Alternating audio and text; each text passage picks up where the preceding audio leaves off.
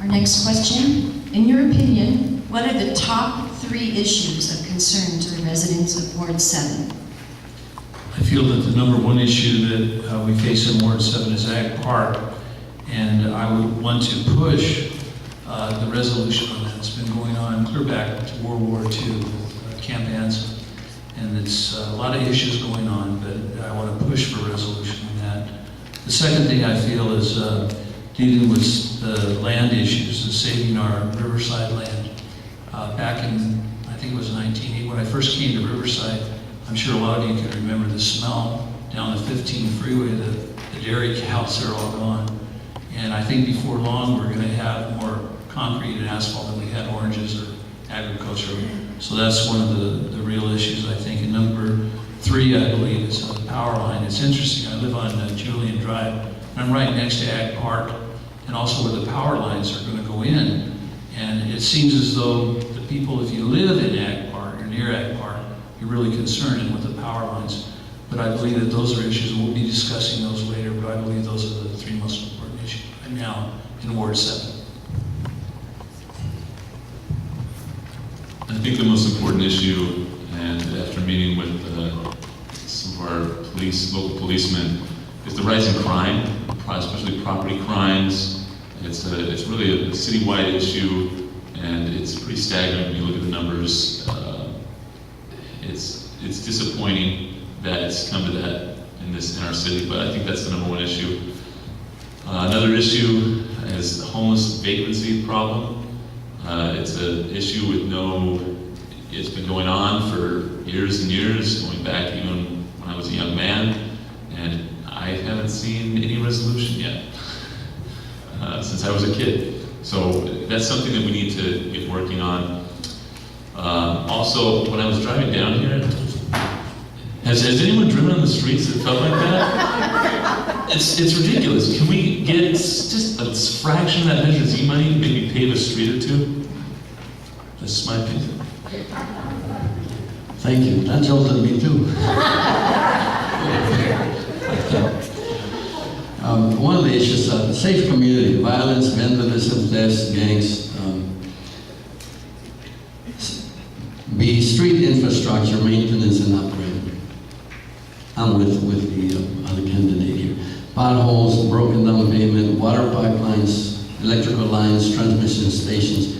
These things have to be replaced on a regular basis to sustain. So the third one, sustainability, reliability, quality of life, in terms of dealing with keeping the green belt and open spaces so as not to increase the traffic congestion and not increase density with new development. In no order of importance, I just picked the top 3 that came to my mind. Number 1 is development. The south side of the ward, the 5 Points and La Sierra Colette intersection development that they're talking. The northwest La Sierra Hills, basically, I think everybody in the room knows about Measure L. That would affect that area. Riverside Transmission Reliability Project, that's part of development going in. And the ability to attract business and development to meet the needs of Ward 7 and Riverside City as a whole, but yet be suitable for the locations they occupy.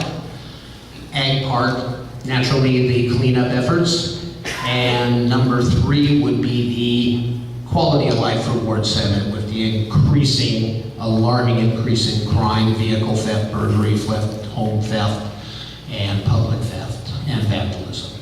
Thank you.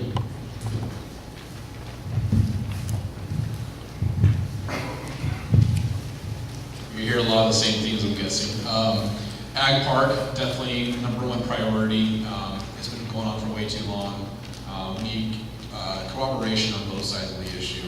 We need people, scientists out there who are doing the studies not only on the land itself, but the neighborhoods around it. I know there's a lot of resistance to that, but it is very important to get this resolved, and that's probably the only way it's going to get it resolved. Second position is also the Measure L, Prop R, Measure C, maintaining the natural beauty of our area. We have that huge Hidden Valley Wildlife Reserve, and it's so beautiful. Maintaining that area, making sure that the property owner has his rights met, but also making sure it keep some character with our city.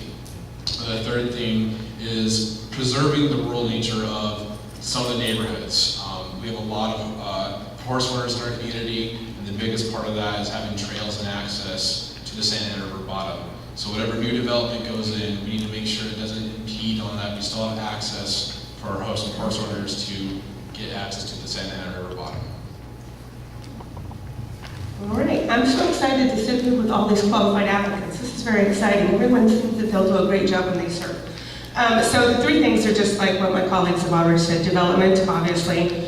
We've been going on and on for development for years now here in Ward 7. We've been meeting with all the city people. They show us developments. They tell us this is what they're going to do, and then it never comes to fruition, so we still need to work on that.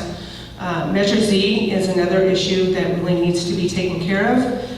When it was voted on and passed by the voters, it was kind of like a bait and switch, and so now they're using money for other things. And we really need police officers on the street, and we need police cars in the city. Just the other day, my Honda was stolen out of my driveway at 5 o'clock in the morning, so I mean, I'm a victim of that too. My Honda was taken right out of my driveway. Chief of police said it was going to happen if I didn't lock it up. I didn't listen. It's stolen. It's gone. That's all right. They'll find it, unless it's in Mexico. And then thirdly, development, and homelessness. When I talk to businesses, okay, I'm done. Bye, Linda.